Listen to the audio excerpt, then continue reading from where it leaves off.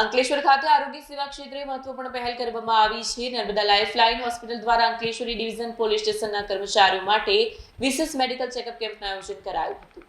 અંકલેશ્વર ખાતે આરોગ્ય સેવા ક્ષેત્રે મહત્વપૂર્ણ પહેલ કરવામાં આવી છે। નર્મદા લાઇફલાઇન હોસ્પિટલ દ્વારા અંકલેશ્વરી ડિવિઝન પોલીસ સ્ટેશનના કર્મચારીઓ માટે મેડિકલ ચેકઅપ કેમ્પ યોજાયો। કેમ્પમાં પોલીસ સ્ટેશનના પીઆઈ સહિત તમામ સ્ટાફના સભ્યો ઉત્સાહભેર ભાગ લીધો અને પોતાના આરોગ્યની તપાસ કરાવી।